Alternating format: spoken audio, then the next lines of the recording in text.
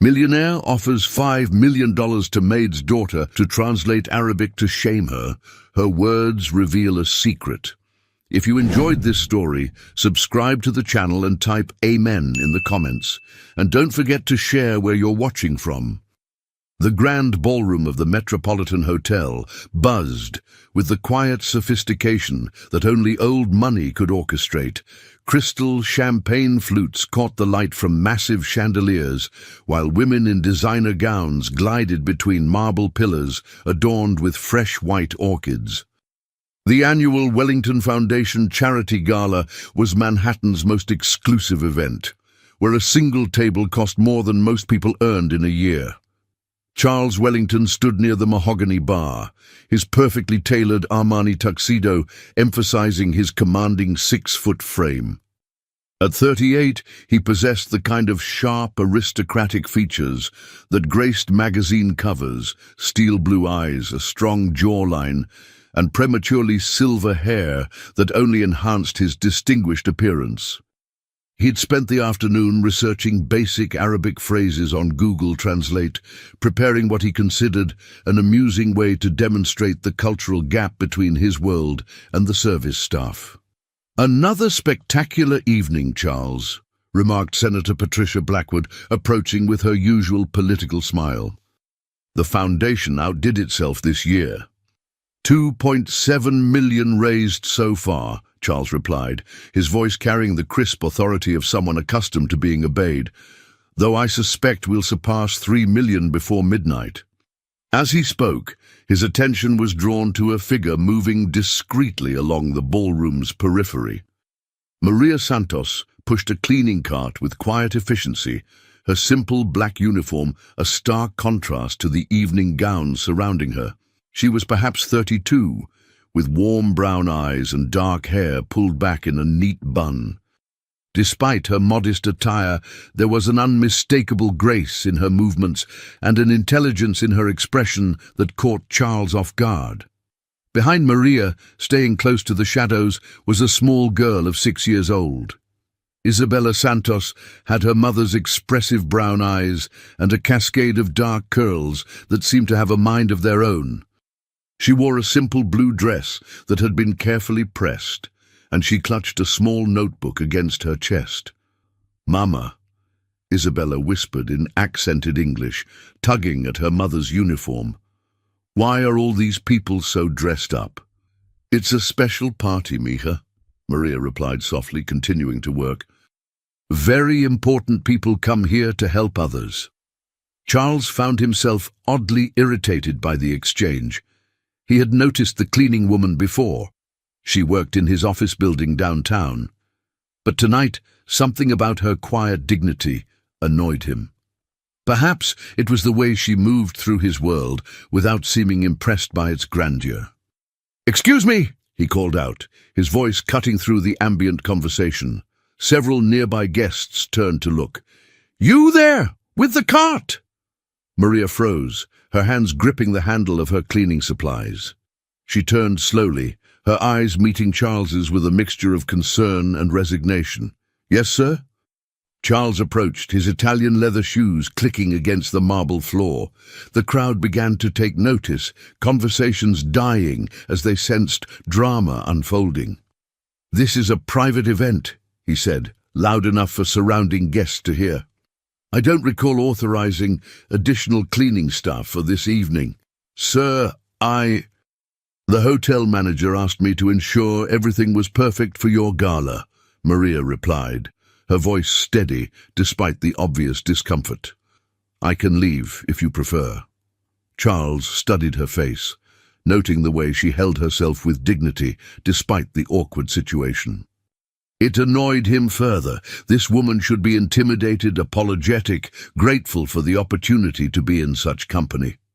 "Actually," he said, a cruel idea forming in his mind, "since you're here, perhaps you could help with something."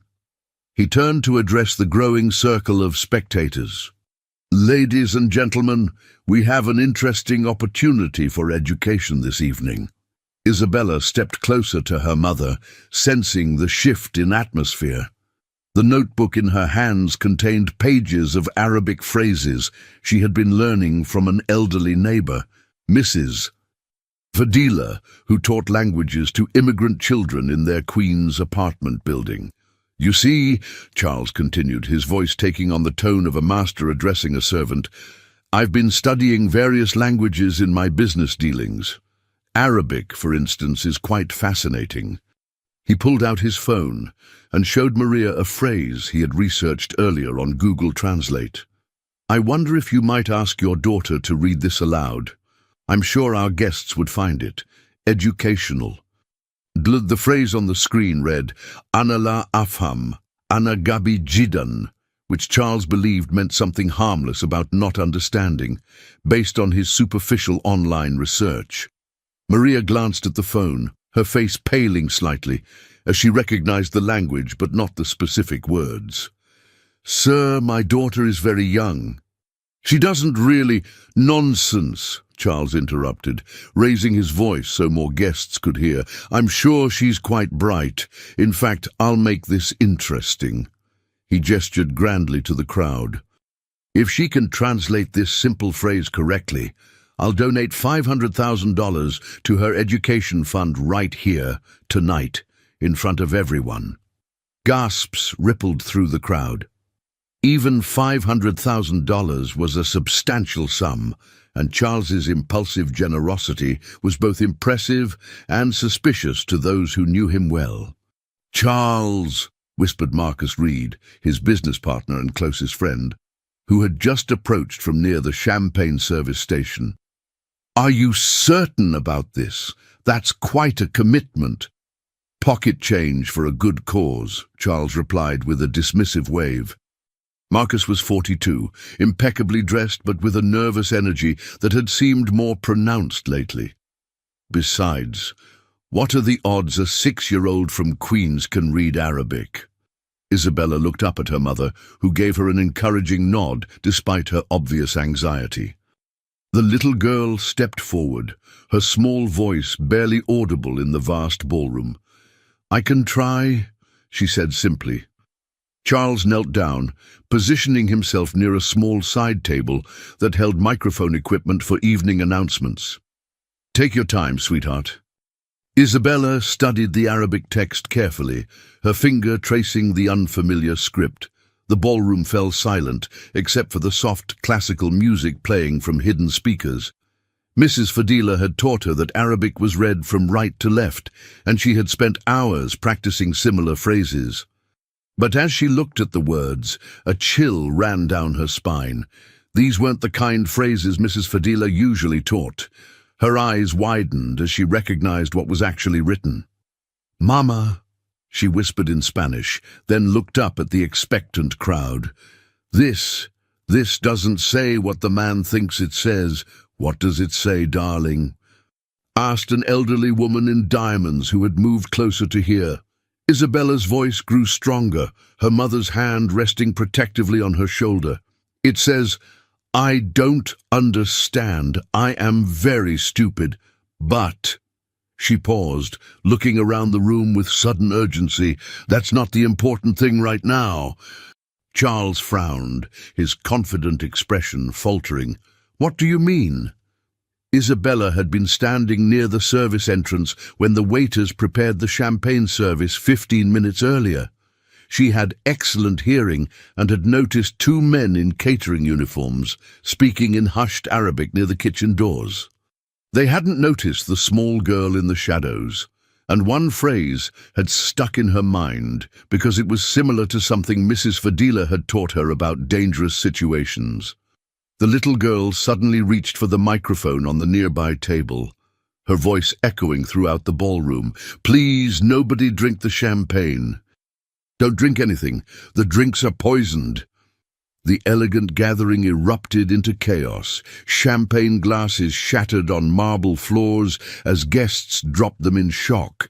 Women screamed, men shouted questions, and several people immediately began calling 911.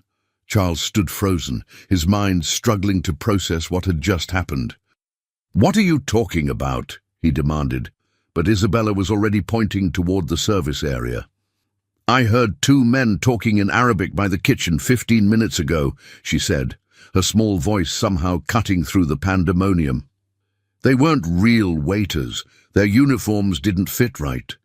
They said something about putting the special medicine in all the drinks, and tonight everyone will sleep forever. Mrs. Fadila taught me those words mean poison and death. Maria swept Isabella into her arms, her maternal instincts taking over as security guards began flooding the ballroom. Marcus Reed had gone pale, backing toward the nearest exit while fumbling with his phone. "This is ridiculous," Charles said, though his voice lacked its usual authority. "A child's imagination." His words were cut short as several guests near him who had taken early sips of champagne began clutching their stomachs and looking unwell. The hotel's head of security, James Morrison, was already coordinating with arriving police officers. "Sir," Morrison addressed Charles urgently, "we need to evacuate everyone immediately and secure all beverages for testing. This young lady may have just saved a lot of lives." The next morning, the Metropolitan Hotel had been transformed into the center of the largest domestic terrorism investigation in New York City's recent history. The FBI had taken over the case from local police, and preliminary tests confirmed the little girl's shocking revelation. The champagne had indeed been laced with ricin, a deadly poison that would have killed everyone who consumed it within 6 to 12 hours. Special Agent Diana Reeves, a sharp-eyed woman in her 40s with 20 years of counter-terrorism experience, sat across from Charles Wellington in the hotel's private conference room. The usually immaculate billionaire looked haggard after a sleepless night of questioning and the weight of nearly losing 300 people, including himself. "Mr. Wellington, let's go through the timeline once more," Agent Reeves said, her voice professional but kind. The champagne service began at 9:15 p.m. Isabella Santos issued her warning at 9:23 p.m. That 8-minute window likely prevented the largest mass poisoning in U.S. history. Charles ran a hand through his silver hair, his usual composure completely shattered. "Agent Reeves, I keep thinking about what would have happened if I hadn't put that little girl in such an uncomfortable position. The irony is devastating. Mr. Wellington, we need to focus on who would want to target your specific event. This wasn't random. Someone with detailed knowledge of your gala's operations orchestrated this attack." Down the hall, in a smaller conference room designed to be child-friendly, Isabella sat with her mother and FBI child specialist, Dr. Sarah Chen. The 6-year-old was drawing pictures while recounting exactly what she had heard and seen, her remarkable memory providing crucial details. "The two men were by the big silver doors where the waiters come out," Isabella explained, adding details to her drawing. "They spoke Arabic, but not like Mrs. Fadila. Their words were angry, and they kept looking at their watches." Dr. Chen, who spoke fluent Arabic, was impressed by Isabella's accurate pronunciation of the phrases she had overheard. "Isabella, you said their uniforms didn't fit right. Can you tell me more about that?" "The pants were too short on one man, and the other one's jacket was too big. Real waiters always look neat and perfect at fancy parties." Maria watched her daughter with a mixture of pride and concern. The past 18 hours had been overwhelming, with FBI agents, reporters trying to contact them, and the realization that her child had prevented a catastrophe beyond imagination. Agent Reeves returned to speak with them after completing Charles's interview. "Mrs. Santos, Isabella, thanks to your daughter's exceptional observation skills, we've identified the two men from the hotel's security footage. They're professionals who specialize in untraceable poisonings, and they're wanted in connection with similar attacks in Europe." "Have you arrested them?" Maria asked. "We're tracking them now. They disappeared after Isabella's warning, but we have leads on their location. More importantly, we're investigating who hired them." 2 days later, the investigation took a dramatic turn. Agent Reeves stood in Charles Wellington's office with Detective Raymond Carter from NYPD, both wearing grim expressions. "Charles, we've traced the payment to the assassins," Agent Reeves began. "It went through 3 shell companies, but we followed the money trail. The final payment originated from an account controlled by someone with access to Wellington Corporation funds." Charles felt the world tilt around him. "That's impossible. Only Marcus and I have access to those accounts." Detective Carter pulled out a folder thick with financial documents. "We've been analyzing your company's financial records for the past 72 hours. There are discrepancies going back 3 years. Money moved in small amounts that would be difficult to detect without a comprehensive audit." "What are you saying?" "We're saying that someone has been embezzling from Wellington Corporation for years," Agent Reeves continued. "And when they learned about your planned merger with Blackstone Industries, they realized the detailed financial scrutiny would expose their theft." Charles sank into his chair, the betrayal hitting him like a physical blow. "How much money are we talking about?" "Approximately $12 million over 3 years, Detective Carter replied. "The merger would have required full disclosure of all financial activities. The embezzler was facing certain discovery and criminal prosecution." "Marcus," Charles whispered, "but why poison 300 innocent people?" Agent Reeves explained the cold logic. "The attack was designed to look like terrorist action against wealthy Americans. Your death would have halted the merger indefinitely, and in the chaos following a mass casualty event, financial irregularities would have been overlooked for months, possibly years." The arrest came 72 hours after the investigation began. Marcus Reed was taken into custody at his Hamptons estate as he attempted to board a private jet to the Cayman Islands. When FBI agents searched his luggage, they found falsified documents, offshore banking information, and encrypted communications with the hired assassins. Charles stood in his office that evening, staring out at the Manhattan skyline he had once thought represented the pinnacle of success. The man he had trusted for 15 years, his closest friend and business partner, had been willing to murder hundreds of innocent people to cover up his crimes. A gentle knock interrupted his thoughts. Mrs. Patterson, his assistant, appeared in the doorway with an unusual expression of warmth on her typically professional face. "Mr. Wellington, there's a Maria Santos here to see you. She has her daughter with her." Charles's heart rate increased unexpectedly. He hadn't seen Maria and Isabella since the initial FBI interviews. "Send them in, please." Maria entered, wearing a simple but elegant navy dress, her composed demeanor intact despite the media circus that had surrounded their family for the past 3 days. Isabella walked beside her, wearing a bright yellow dress and carrying the same notebook Charles remembered from the gala. "Mr. Wellington," Maria said formally, "I hope we're not interrupting anything important." "Nothing could be more important than seeing you both," Charles replied, then caught himself at how eager his voice sounded. "Please, sit down. How are you handling everything? The media attention must be overwhelming."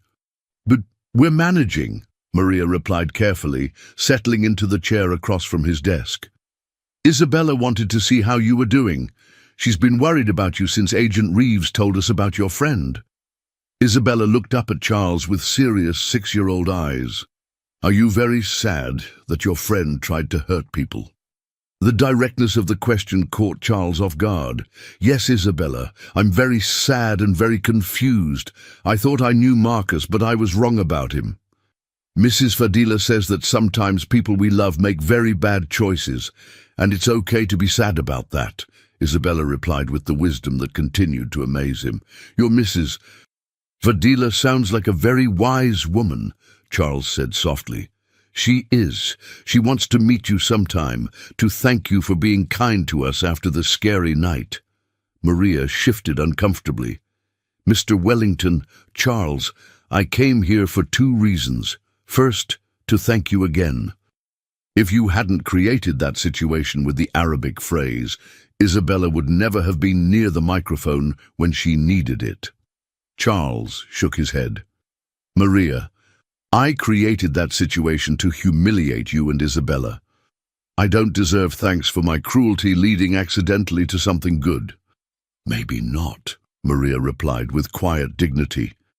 But Mrs. Fadila says that God sometimes works through our mistakes to create something beautiful. The important thing is what we choose to do next. What was the second reason you came? Charles asked. Maria hesitated, clearly choosing her words carefully. The scholarship you offered, we've been thinking about it. $500,000 is an extraordinary gift, but I need to be sure you understand that accepting it doesn't mean we owe you anything beyond gratitude. Of course not, Charles said quickly. Maria, that offer stands regardless of anything else. Isabella saved my life and the lives of hundreds of others. It's the least I can do. Isabella had been quietly observing the adults' conversation. Mama, can I ask Mr. Wellington something? Of course, Mija. Mr. Wellington, are you lonely now that your friend is gone? The child's innocent question hit Charles harder than any business rival's criticism ever had. Yes, Isabella, I am very lonely. Would you like to have dinner with us sometime? Mama makes really good soup, and Mrs. Fadila comes over to teach me Arabic on Wednesdays. Charles looked at Maria, seeing surprise and caution in her expression. Isabella, that's very sweet, but I would love that, Charles interrupted gently, but only if your mama thinks it's a good idea. I know I haven't given her many reasons to trust me. Maria studied his face for a long moment. One dinner, she said finally. Wednesday evening, if you're interested in meeting Mrs. Fadila and seeing how normal people live. Nothing would make me happier, Charles replied honestly. As they prepared to leave, Isabella approached his desk with her characteristic directness. Mr. Wellington, Mrs. Fadila says that when bad things happen, they sometimes make space for good things to grow. Maybe losing your old friend means you can make new, better friends. Charles knelt down to Isabella's level. You know what, Isabella? I think Mrs. Fadila might be absolutely right. 3 days later, Charles Wellington stood outside a modest apartment building in Queens, holding a bouquet of flowers and feeling more nervous than he had before any corporate presentation. The building was clean but clearly aging, with small balconies decorated with potted plants and children's bicycles. This was a world entirely foreign to his Manhattan penthouse experience. Isabella's excited voice echoed down the stairwell as he climbed to the 3rd floor. Mama, Mrs. Fadila, he's here.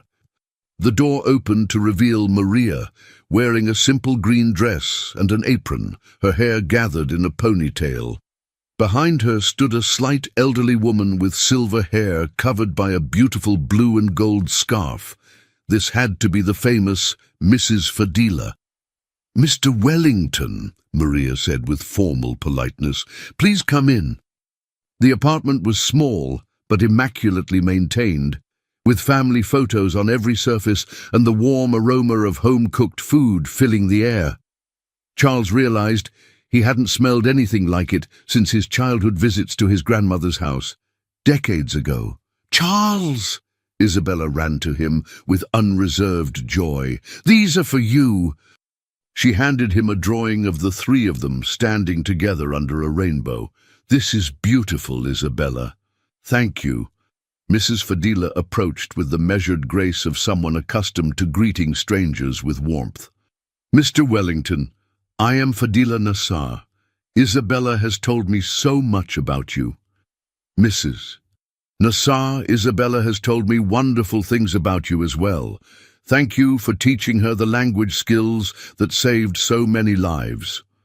Please, call me Mrs. Fadila, as the children do, and you should know, Isabella's courage came from her own heart, not from my lessons. As they settled around the small dining table, Charles found himself in the unfamiliar but pleasant situation of being a guest rather than a host. Maria served lamb stew with vegetables, homemade bread, and tea in delicate glasses that Mrs. Fadila had brought from her own apartment. "This is delicious," Charles said, genuinely impressed. "I haven't had a home-cooked meal in, well, years, actually." "You cook for yourself?" Mrs. Fadila asked, with the curiosity of someone trying to understand a foreign concept. "I have a chef who prepares meals, or I eat at restaurants," Charles admitted. Realizing how hollow it sounded, Isabella looked up from her dinner with wide eyes. "You have someone who cooks for you every day? Like a helper?" "Something like that. But don't you want to cook your own food sometimes? Mama lets me help make cookies." Charles found himself charmed by Isabella's innocent questions about his lifestyle. "I never learned how to cook. My parents had staff for that when I was growing up." "Mrs.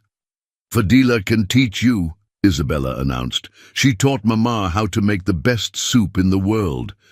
"Isabella," Maria said with gentle warning, "not everyone wants to learn to cook." "Actually," Charles said, surprising himself, "I think I'd like that very much." Mrs. Fadila smiled. "Cooking is like learning language. It connects us to our families and our history. I would be honored to teach you." As the evening progressed, Charles found himself relaxing in a way he hadn't experienced in years. Mrs. Fadila shared stories of her childhood in Lebanon. Isabella showed him her Arabic homework, and Maria gradually became less formal in her interactions with him.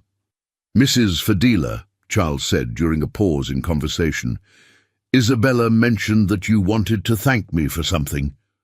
The elderly woman's expression grew serious. "Mr. Wellington, you gave my dear Isabella a chance to save lives, but more than that, you showed her that even adults can learn from their mistakes. This is a valuable lesson." "I'm not sure I understand." "In my country we have a saying, 'The tree that bends in the storm survives, while the rigid tree breaks.'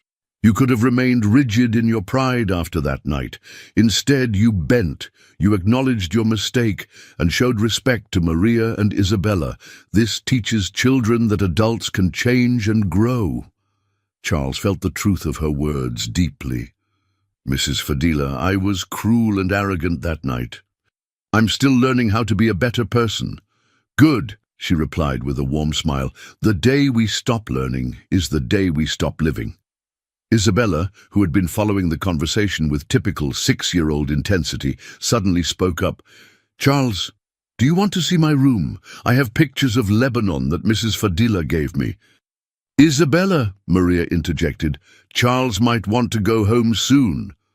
"Actually, I'd love to see your room," Charles said, genuinely interested. Isabella's room was tiny but filled with personality, books stacked on shelves, drawings taped to walls, and a collection of dolls from various countries that Mrs. Fadila had given her. What struck Charles most was how happy the space felt, despite its modest size. "This is where I practice reading Arabic," Isabella said, pointing to a small desk by the window.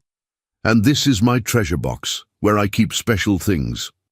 She opened a small wooden box and showed him various items: a seashell from a rare trip to the beach, a photo of her and Maria, a bracelet Mrs. Fadila had made her. "These are wonderful treasures," Charles said, sitting on the edge of her small bed. "Charles, can I ask you something important?" "Of course." "Do you have treasures? Like things that make you happy when you look at them?" The question caught Charles completely off guard. He thought about his penthouse, filled with expensive art and furniture, but realized that none of it made him happy the way Isabella's simple treasures clearly made her happy. "You know what, Isabella? I don't think I do. But meeting you and your mama has made me realize that I'd like to start collecting some real treasures." "Like what?"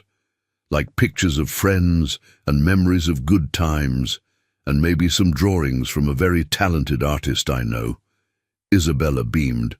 "I can make you lots of drawings." Indeed, when they returned to the living room, Maria was helping Mrs. Fadila clear the dishes. Charles automatically moved to help, but both women looked surprised. "Guests don't usually—" Maria began. "I want to help," Charles said simply. "Please." And as they worked together in the small kitchen, Charles found himself thinking about the contrast between this evening and his usual social interactions. There were no business deals being discussed, no networking opportunities, no financial advantages to be gained. Just three people sharing a meal and getting to know each other. "Maria," he said quietly as they dried dishes, "thank you for this. I know you had every reason to refuse my request for dinner." "Why did you want to come here, Charles?" "Really?" He considered his answer carefully.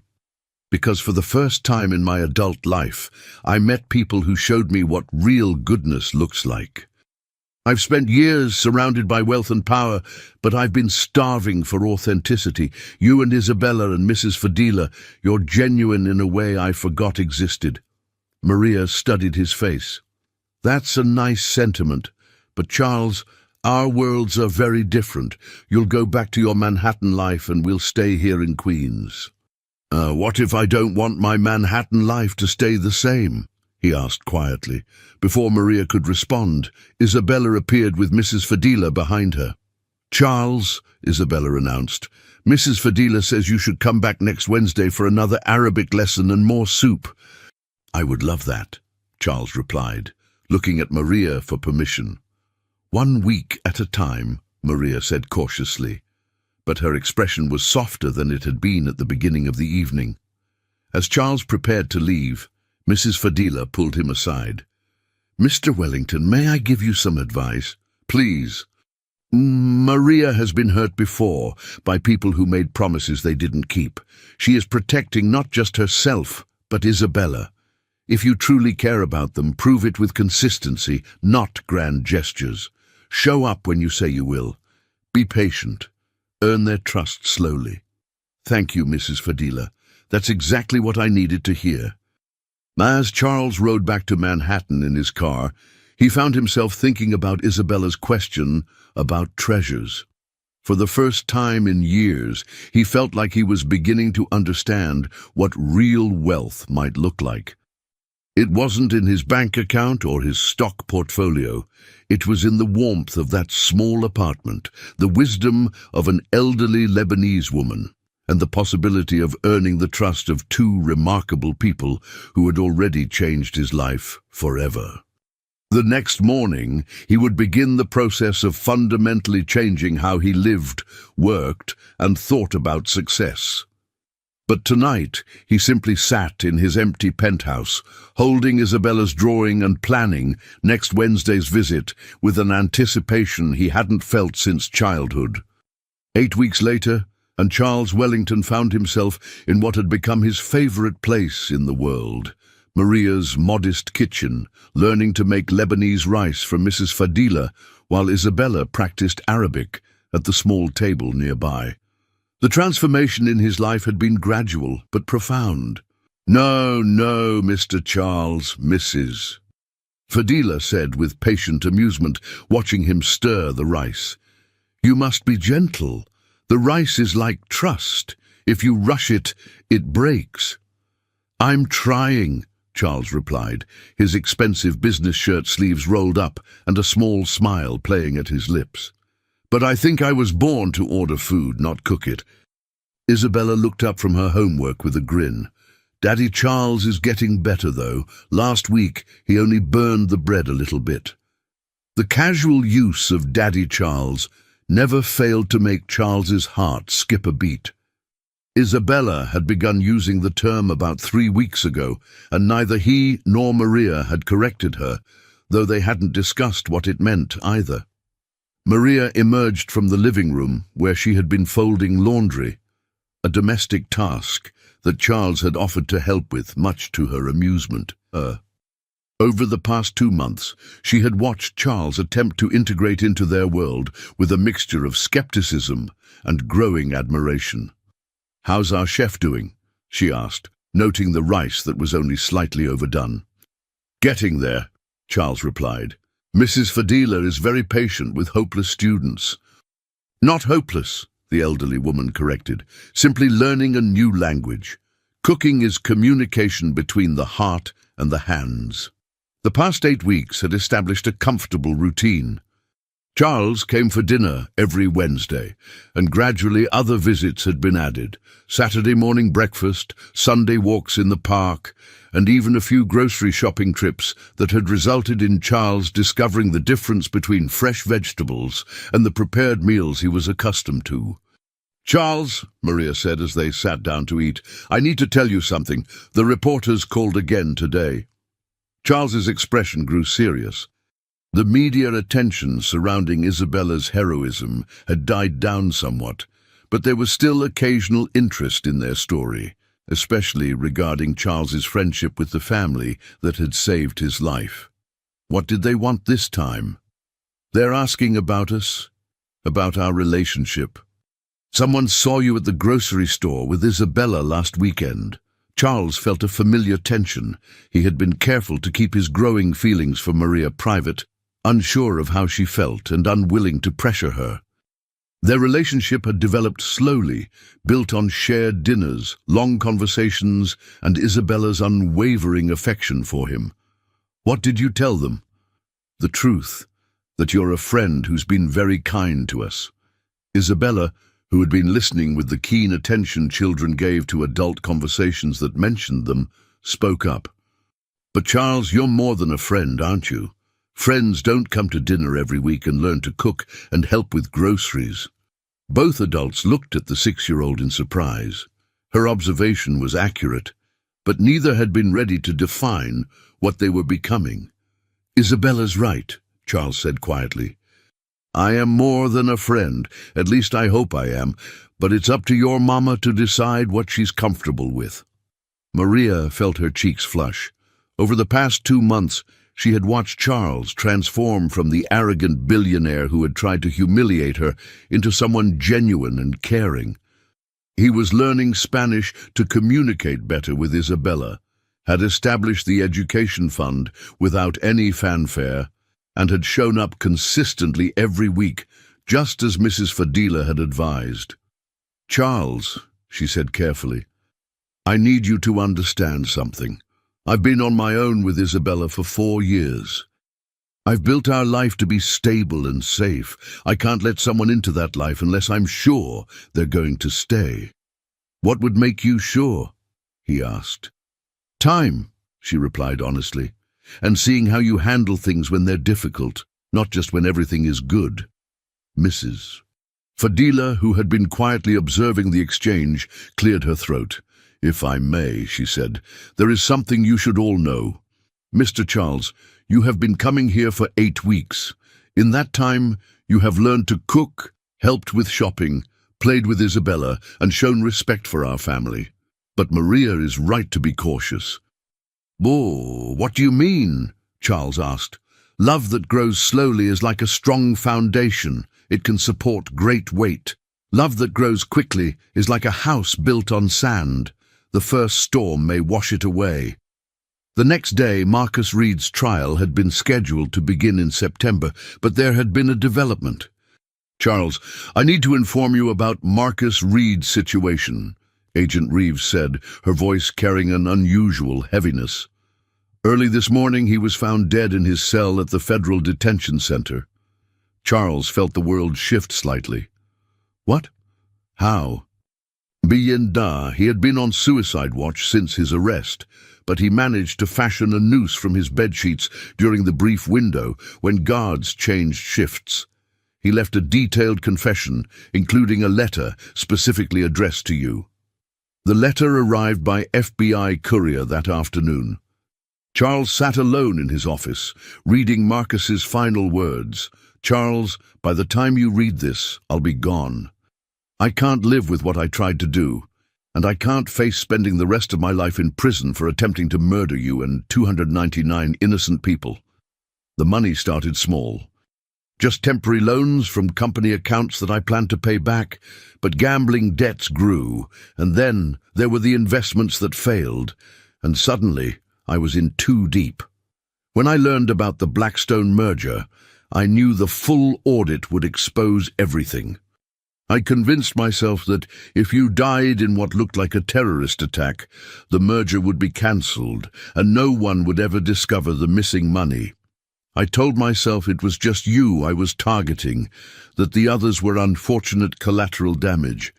I was wrong about everything. I was wrong to steal from you. I was wrong to think murder was a solution. And I was wrong to risk innocent lives for my own cowardice. That little girl who saved everyone is a better person than I ever was. Take care of her and her mother. They gave you something I never could, a chance to be truly good. I'm sorry for everything. Marcus Charles sat staring at the letter for a long time, processing 15 years of friendship that had ended in betrayal and death. When he finally called Maria to share the news, her response surprised him. "Are you okay?" she asked immediately. "I don't know," he admitted. "I'm sad, but I'm also relieved that he won't be able to hurt anyone else. Do you want to come over tonight? Mrs. Fadila is making stuffed grape leaves, and Isabella has been practicing a song in Arabic to show you." "You don't have to take care of me, Maria." "I know I don't have to," she replied softly. "I want to." 3 weeks later, Charles found himself in a situation he hadn't anticipated. Isabella had come down with a stomach bug, and Maria had asked him to come over to help while she dealt with a cranky, feverish 6-year-old. "She's asking for you," Maria said when he arrived, looking exhausted. "She's been throwing up since this morning, and she keeps saying she wants Daddy Charles to read to her." Charles felt his heart tighten.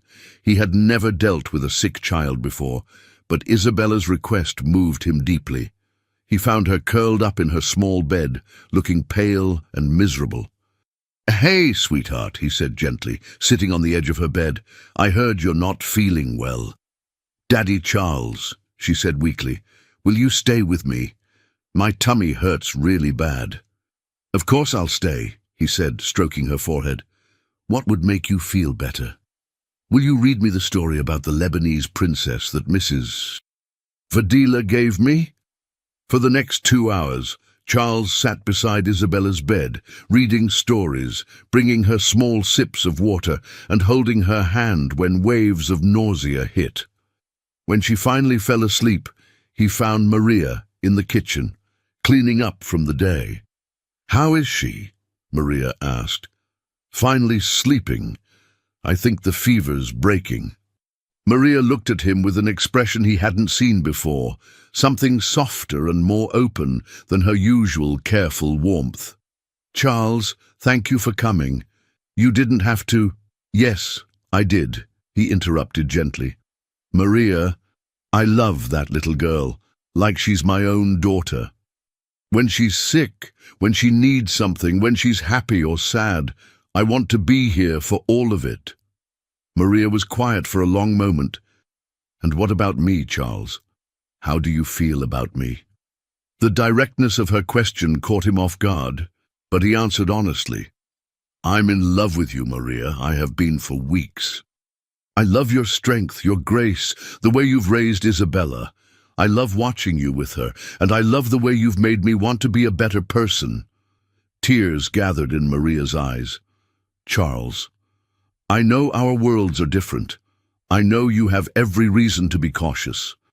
But I also know that what I feel for you isn't fascination or charity or guilt. It's love, real, lasting love." "I'm scared," Maria admitted. "I've been hurt before, and I can't risk Isabella getting hurt. She already loves me, and I already love her," Charles pointed out.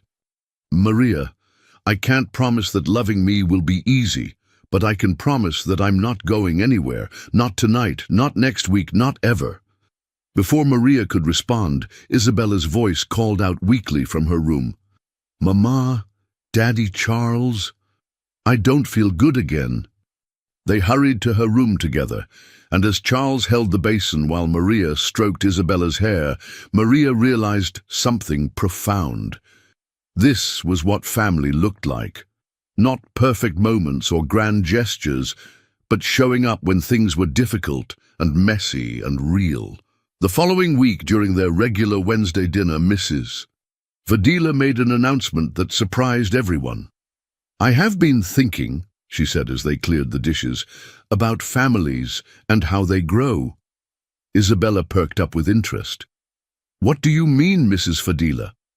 I mean that sometimes families are born all at once, and sometimes they grow slowly, like a garden. Mr. Charles has been part of our garden for 3 months now. Charles and Maria exchanged glances, unsure where this was leading. Mrs. Fadila, Maria said carefully, what are you trying to say? I am saying that love requires courage. Charles has shown courage by learning to be part of your family. You have shown courage by allowing him into your life, but courage also means speaking truth when it is time. Isabella, with the clarity that children often possessed, suddenly spoke up. Mrs. Fadila means that Mama and Daddy Charles should get married. Both adults stared at the 6-year-old, then at each other. Isabella, Maria began, it's not that simple. Why not? Isabella asked with perfect 6-year-old logic. You love each other, and we're already like a family. Mrs. Fadila says that when people love each other and want to stay together forever, they get married. Charles knelt down to Isabella's level. Sweetheart, marriage is a very big decision. It's not just about love. It's about promising to take care of each other for the rest of our lives. Don't you want to take care of us forever? Isabella asked with concern. More than anything, Charles replied immediately, but I need to know that your mama wants that too. All eyes turned to Maria, who felt the weight of the moment. Over the past 3 months, she had watched Charles prove himself again and again. He had been patient when she was cautious, consistent when she tested him, and genuinely caring when Isabella was sick. Charles, she said quietly, ask me again in 3 months. If you still feel the same way, and if you've truly thought about what it means to be Isabella's father legally and permanently, then yes. I think my answer would be yes. Charles felt his heart soar. Really, really. But Charles, I need you to understand, if we do this, there's no going back. Isabella will call you Daddy, and you'll be her father in every way that matters. Are you ready for that responsibility? I've been ready since the first night I met her, Charles replied, without hesitation. Isabella cheered and threw her arms around both of them. We're going to be a real family. Mrs. Fadila wiped away tears with her apron. Alhamdulillah, she whispered. Praise be to God. 3 months later, he stood in Maria's apartment, wearing jeans and a sweater, helping Isabella wrap Christmas presents, while Maria and Mrs. Fadila prepared traditional Lebanese holiday cookies in the kitchen. The sight would have been unrecognizable to anyone who had known him a year ago. Daddy Charles, are you nervous about asking Mama to marry you? Isabella whispered conspiratorially as she carefully folded wrapping paper around a gift for her mother. A little bit, Charles admitted. Are you nervous about me becoming your real daddy officially? No, Isabella replied with certainty. You already are my real daddy. We just need to make it official so everyone knows. The ring had been chosen with Isabella's help, a simple, elegant diamond solitaire that Maria could wear while working without it being ostentatious.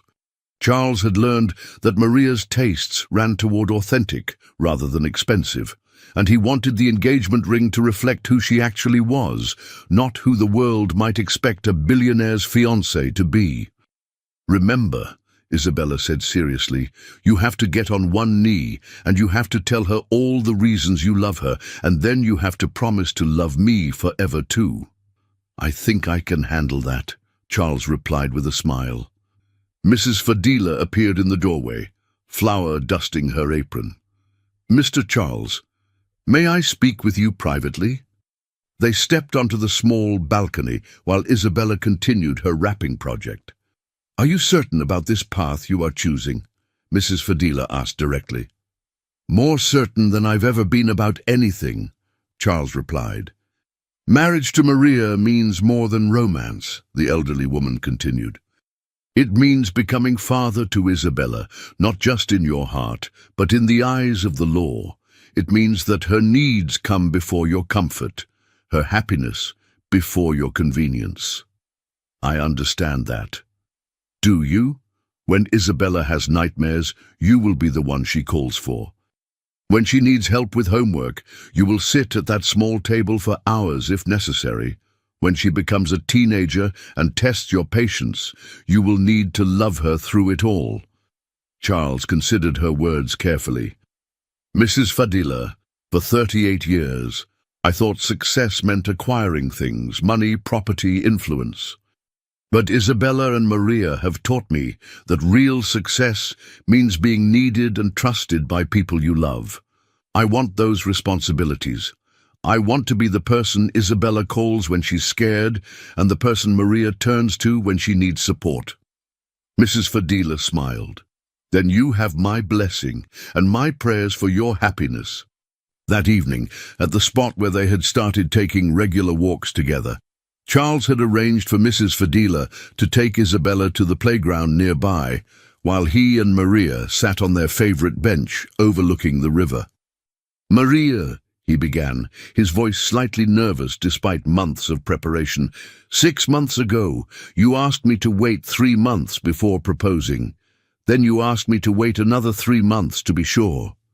"I remember," Maria replied, noting the unusual tension in his voice. "I've waited because I wanted to prove to you that this isn't temporary or impulsive. I wanted to show you that I could be consistent, that I could learn to be part of your family, that I could be someone you and Isabella could depend on. Charles, you've proven all of that and more.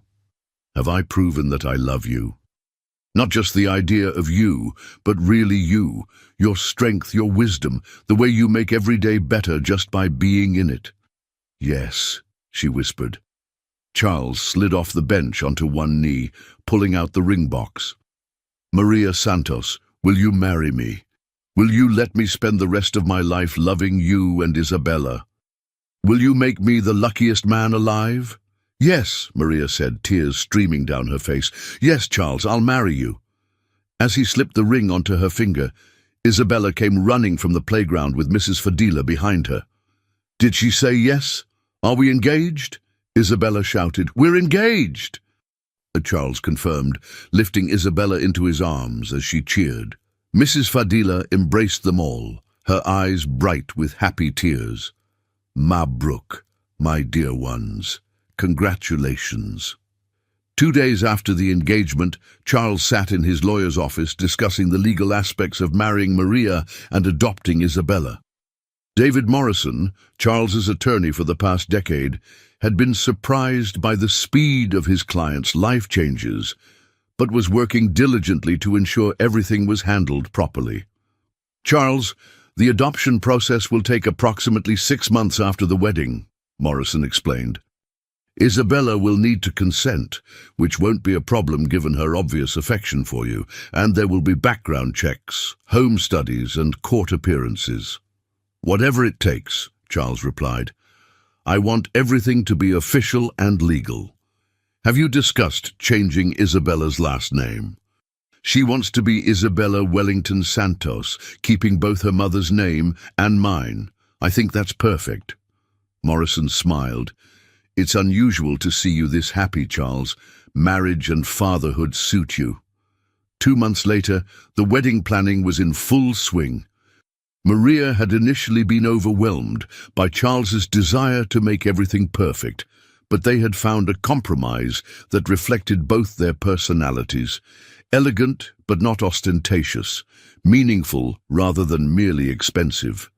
"The caterer wants to know about dietary restrictions for the guests," Maria said, reviewing the ever-growing list of details. "Mrs. Fadila has given them a list of traditional Lebanese dishes she'd like included," Charles replied. "And Detective Carter specifically requested that there be good mac and cheese for Isabella."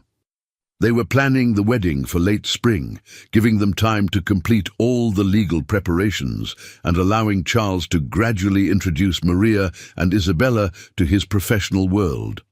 The media attention had been significant but manageable, with most coverage focusing on the positive aspects of their unusual love story. "Charles," Maria said as they went over seating charts. "Are you sure your business associates will be comfortable with such a mix of people?" "If they're not really my friends," Charles replied simply.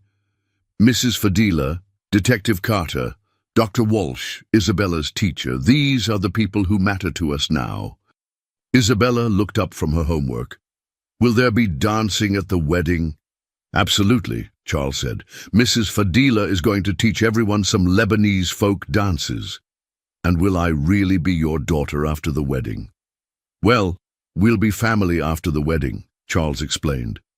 "But the official adoption will take a few more months after that. There are legal steps we have to follow." "But you'll still be my daddy during those months, right?" "Forever and always, sweetheart." 3 weeks before the wedding, Charles received unexpected news that tested the foundation they had built. Agent Reeves called with information about the investigation's final resolution. "Charles, we've recovered most of the money Marcus embezzled, plus assets from his estate. The total comes to about $15 million. Since these were technically corporate funds, they belong to Wellington Corporation, but I wanted you to know." Charles discussed the news with Maria that evening as they walked through their neighborhood in Queens, a routine that had become precious to him. "What will you do with the money?" Maria asked. "I was thinking about expanding the scholarship fund," Charles replied. "Make it large enough to help hundreds of children like Isabella." "That sounds perfect. Maria, can I ask you something that's been on my mind?" "Of course. Do you ever worry that I'm too different from your world? That I'll never really understand what it's like to struggle financially or worry about basic security?" Maria stopped walking and took his hands. "Charles, I don't need you to have lived my experiences. I need you to respect them and learn from them. You've done that. You've changed, not because you wanted to be a different person, but because you wanted to be worthy of us." "I love you," he said simply. "I love you too. And Charles, you are worthy of us. You've proven that every day for 8 months." The morning of the wedding dawned bright and clear, with the kind of spring sunlight that made Central Park's flowering trees seem to glow from within. Charles stood in the bridal suite of the Plaza Hotel, adjusting his tie for the 5th time and feeling more nervous than he had before any business deal in his career. "Charles, you need to relax," said Detective Carter, who was serving as his best man. "You look like you're about to faint." "Can't believe this is actually happening," Charles replied, looking out the window toward the park, where the ceremony would take place in 3 hours. "Cold feet?" asked Dr. Walsh, who had arrived to check on both the bride and groom before the ceremony. "Not cold feet," Charles clarified, "just awe, I suppose. 11 months ago, I was a lonely, arrogant man who thought money could buy anything. Today, I'm marrying the love of my life and becoming father to the most amazing little girl in the world." Dr. Walsh smiled. "It's quite a transformation. How do you feel about the responsibility of instant fatherhood?" "Terrified and thrilled in equal measure," Charles admitted, "but I've had 8 months to practice, and Isabella has been very patient with my learning curve."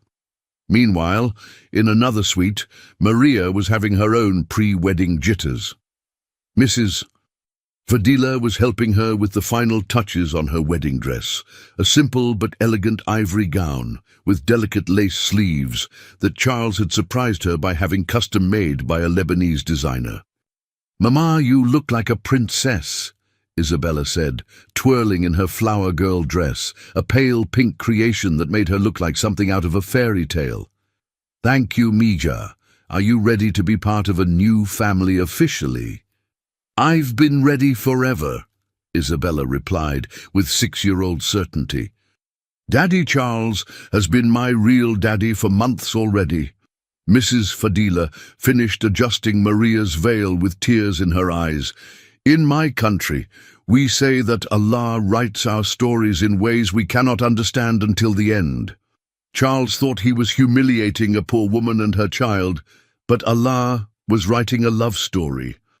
Later that afternoon, beneath the same oak tree where Charles had proposed, 200 guests had gathered, an eclectic mix of Manhattan elite, Queen's neighbors, law enforcement friends, and the extended family they had created over the past year. Charles stood at the altar with Detective Carter beside him, watching as the string quartet began playing and Isabella appeared at the beginning of the white carpet runner.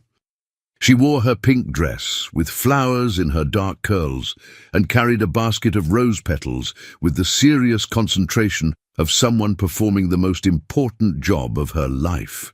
As she walked slowly toward the altar, scattering petals with precise movements, Charles felt his heart swell with pride and love.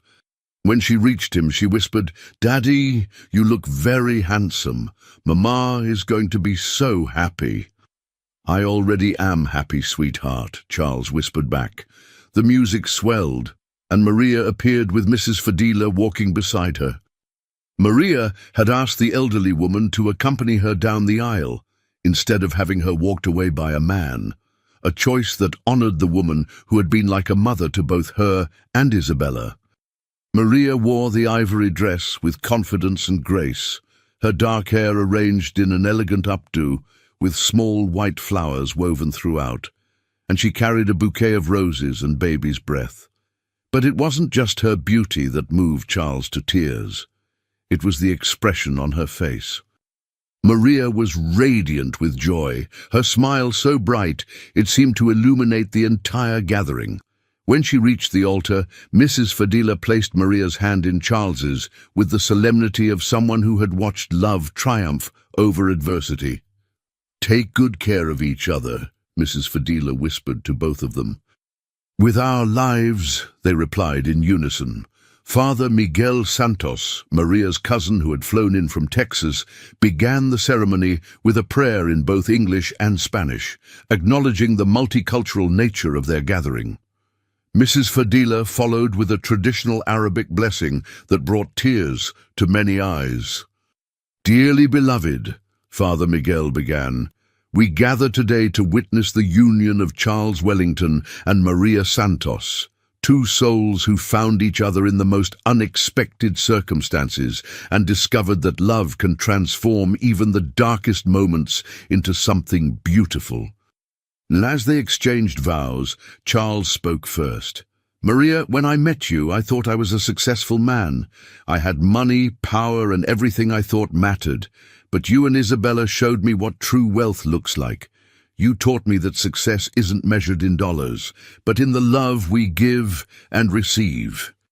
You saved my life, not just that night at the gala, but every day since. You've made me a better man, and I promise to spend the rest of my life being worthy of the trust you've placed in me." Maria's voice was clear and strong as she replied, "Charles, when I was young, my mother told me that sometimes angels come disguised as ordinary people, and we don't recognize them until they reveal their true nature. You came into our lives wearing the disguise of arrogance and privilege, but underneath, Isabella and I found a man with a capacity for love that amazed us. You've shown us what it means to be protected, cherished, and valued. Thank you for becoming the father Isabella always deserved and the partner I never dared to dream of." Damn! When Father Miguel asked for the rings, Isabella stepped forward with the ring-bearer's pillow, beaming with pride at her important role. As Charles and Maria exchanged the simple platinum bands they had chosen together, Mrs. Fadila dabbed at her eyes with a lace handkerchief. "Do you, Charles Wellington, take Maria Santos to be your wife, to love and cherish her, to support and protect her and her daughter for richer and poorer, in sickness and in health, for as long as you both shall live?" "I do," Charles said firmly, his voice carrying across the gathering. "Do you, Maria Santos, take Charles Wellington to be your husband, to love and cherish him, to support and encourage him for richer and poorer, in sickness and in health, for as long as you both shall live?" "I do," Maria replied, her voice full of joy. "By the power vested in me by the state of New York, I now pronounce you husband and wife. Charles, you may kiss your bride." As Charles and Maria kissed, the gathering erupted in cheers and applause. Isabella jumped up and down, clapping her hands and shouting, "They're married! They're married!" Father Miguel raised his hand for quiet and said, "Charles and Maria have asked me to perform one more ceremony today." He gestured for Isabella to join them at the altar. While the legal adoption process continues through the courts, they wanted to make a public promise today. Charles knelt down to Isabella's level while Maria placed her hand on their daughter's shoulder. "Isabella Santos," Father Miguel continued, "Charles Wellington promises before God and all these witnesses to love you as his own daughter, to guide you, protect you, and support your dreams for as long as he lives. Do you accept Charles as your father?" "I do," Isabella exclaimed, throwing her arms around Charles's neck.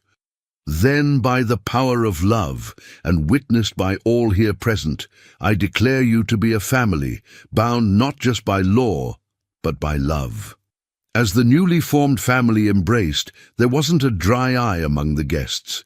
Mrs. Fadila was openly weeping with joy, Detective Carter was wiping his eyes with his handkerchief, and Dr. Walsh was taking pictures while tears streamed down her face. The reception was held in the park's nearby pavilion, decorated with white roses and twinkling lights.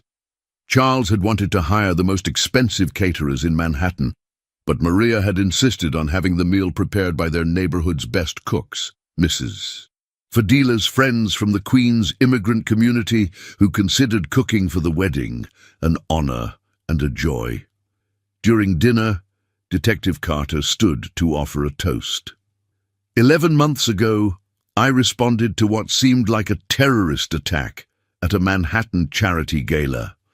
What I found instead was a little girl whose courage saved hundreds of lives and a family being born from the most unlikely circumstances. Charles, Maria, Isabella, you've shown all of us that love really can triumph over hatred, that good can come from evil, and that families are made by choice, not just by blood. Mrs. Fadila followed with her own toast, delivered in accented but clear English. In my country, we say that Allah writes our stories in ways we cannot understand until the end. This family is proof that the most beautiful things can grow from the darkest soil. Mabruk, congratulations to the most beautiful family I know. As the evening progressed, Charles found himself overwhelmed by the joy and warmth surrounding them. This celebration bore no resemblance to the cold, formal events he had once considered sophisticated. Children ran between the tables, elderly guests shared stories and laughter, and the music ranged from classical to Latin to Arabic folk songs. "Daddy," Isabella said, climbing onto his lap as the band played a soft waltz, "are you happy?" "Happier than I ever imagined possible," Charles replied, holding his daughter close while watching his wife dance with Detective Carter. Mrs. Fadila says that when people find their real family, their hearts grow so big with love that there's room for everyone, Isabella said thoughtfully. "She's absolutely right," Charles agreed. "My heart feels huge right now." 6 months after the wedding, Charles Wellington Santos stood in the same courthouse where Marcus Reed would have been tried, holding Isabella's hand as the judge made the adoption official. Maria stood beside them, her hand resting on her growing belly. They were expecting their second child in February. "Mr. Wellington Santos," Judge Patricia Hayes said with a warm smile, "do you promise to love and care for Isabella as your own daughter, providing for her needs and supporting her dreams?" "I do, Your Honor," Charles replied, his voice thick with emotion. "Isabella," the judge addressed the 7-year-old directly, "do you want Mr. Wellington Santos to be your legal father?" "Yes, please," Isabella replied clearly. "He's already my real daddy. We just wanted to make it official." Judge Hayes smiled. "Then by the power vested in me by the state of New York, I hereby approve this adoption. Isabella Wellington Santos, you are now legally the daughter of Charles and Maria Wellington Santos." Isabella cheered and hugged both her parents while the small gathering of friends applauded. Mrs. Fadila wiped away tears, Detective Carter grinned widely, and Dr. Walsh captured every moment on camera. Later that evening, as they celebrated with dinner at their favorite Lebanese restaurant in Queens, Charles reflected on the extraordinary journey that had brought them to this moment. 18 months ago, he had been a lonely, arrogant man who measured worth in dollars and power. Now he was surrounded by love, part of a family that grew stronger every day and richer than he had ever imagined possible. "Daddy," Isabella said as they walked home through their neighborhood, "Mrs. Fadila says our family is proof that miracles can happen when people choose love instead of fear." "Mrs. Fadila is absolutely right, my brave girl," Charles replied, lifting Isabella onto his shoulders while Maria walked beside them, her hand in his. As they reached their home, they had moved to a larger apartment in the same building so Isabella could stay in her school and near Mrs. Fadila. Charles looked up at the stars beginning to appear in the darkening sky. A year and a half ago, he had attempted to humiliate a woman and her child for his own entertainment. That act of cruelty had set in motion a series of events that saved hundreds of lives, exposed a murderous betrayal, and ultimately led to the greatest love of his life. "What are you thinking about?" Maria asked softly. "I'm thinking about how grateful I am that a 6-year-old girl was brave enough to speak truth to power and wise enough to forgive a foolish man who didn't deserve her grace." "We all deserved love, Charles," Maria replied. "It just took us a while to find each other." As they climbed the stairs to their apartment, with Isabella chattering about her plans for her baby sister or brother, Charles realized that Mrs. Fadila had been right all along. God had indeed written their story in ways none of them could have understood at the beginning. What had started as the darkest night of his life had become the foundation of the most beautiful family he could have imagined. Their love story would indeed inspire others, proving that sometimes the most extraordinary families are formed not by blood or circumstance, but by the simple decision to love completely and without reservation. And somewhere in Queens, Mrs. Fadila smiled as she prepared lessons for the next generation of children who would learn that courage, compassion, and love could overcome any obstacle.